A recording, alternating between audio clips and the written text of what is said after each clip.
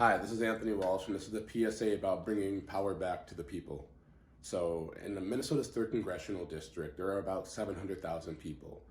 In 2016's election, 400,000 of those people voted.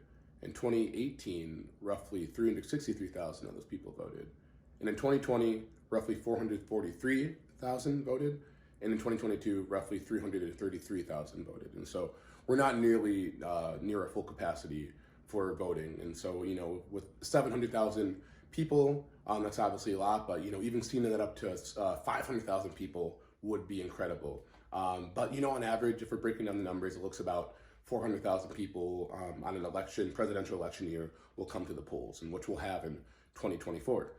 So what that looks like a lot of times, and the numbers you were hearing as far as people going to the polls and breaking those down, you were seeing that be divided on 51 plus for the split on the candidate to win with 2 people on the ballot, Republican and Democrat.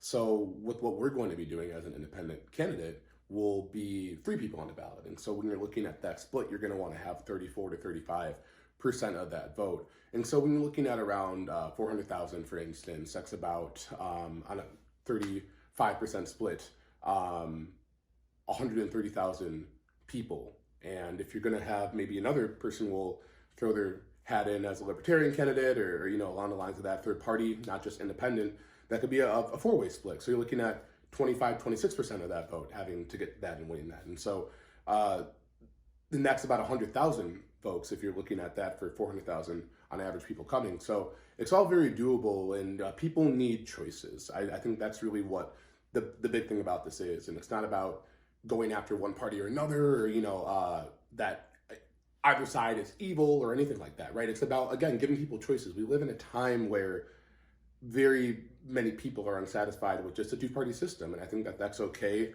and that America is about innovation and about, finding a way to get things done even when it's tough. And so a recent article I'd read that was actually written in 2018, but it talks about how 90% of the House congressional elections, the person that ends up spending the most on their campaign wins.